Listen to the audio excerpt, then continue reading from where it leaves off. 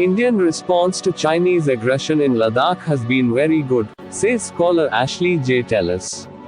Strategic scholar Ashley J. Tellis, who is an Indian by birth and now a US citizen, toes the line of left-leaning Democrats and the American deep state, says Chinese aggression in Ladakh can be seen as its desire to show India where Delhi is positioned in the Asian hierarchy. India's response to Chinese aggression in eastern Ladakh has been very good so far, even though it got off to a bad start because of not being able to detect the initial incursions until they had occurred. The fact that India has brought up its forces to the front and refused to succumb to Chinese efforts to impose a fait accompli, I think should send a signal to Xi that this is not going to be a walkover. President Xi Jinping's attempt to complete Beijing's reunification project and, rightfully, secure what he believes has always belonged to China is the reason behind Chinese aggression in eastern Ladakh. Explaining the reasons behind Chinese aggression in Ladakh, where the PLA has transgressed at multiple places, President Xi Jinping sees himself at being at a point in history where Chinese power enables him to complete that reunification project. Xi looks at the world in considerable disarray. He sees the United States is not willing to exhibit global leadership. And so this is a great opportunity from the point of view of Xi Jinping to sort of go out and finally secure what he has believed has always been China's. Moreover, the aggression in eastern Ladakh can also be perceived as the recovery of status that China once enjoyed in the international system. If those dreams have to be realized, there has to be only one axial power in Asia, and that's China.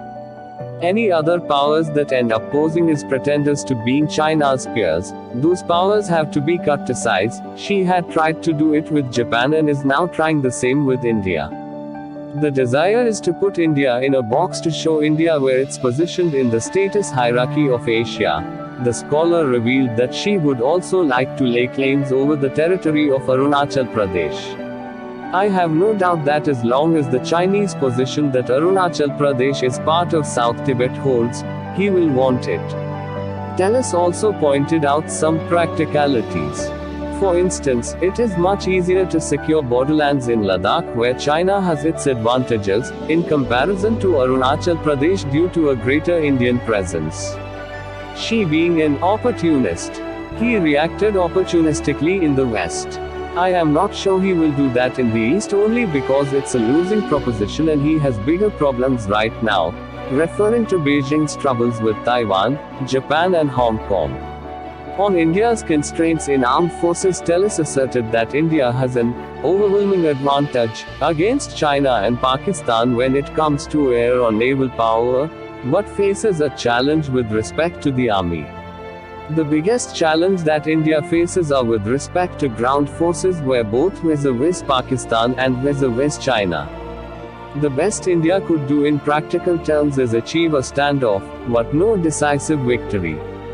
The outcomes its ground forces can show are the most meager, which is it can push its two adversaries at best to a draw, but nothing beyond that. India couldn't advance its ambitions at the current levels of defense budget. India can realize operational economies through greater jointness. India has already begun to move in that direction, but not sufficiently. Tellis found it very interesting that the Chinese had absolute conviction in the notion that India would never end up being allies with the US. India may engage in a dalliance with the United States as circumstances demand, but never a genuine alliance. If the Chinese are convinced that they can rely on India's strategic autonomy, then there are no risks to China essentially in terms of their competition with India. India's desire to stay completely autonomous at every moment is something that Americans are not quite used to. Currently, India finds itself in an environment where it can't gather the resources to deal with the challenges, but at the same time it reaffirms its independence. India is betwixt and between, that is, neither becoming a superpower itself, nor willing to embrace more wholeheartedly the far-off superpower that might help it do the balancing. I find that to be a sort of perplexing set of choices that India seems determined to make. Thanks for watching Military World Update. Please do not forget to subscribe.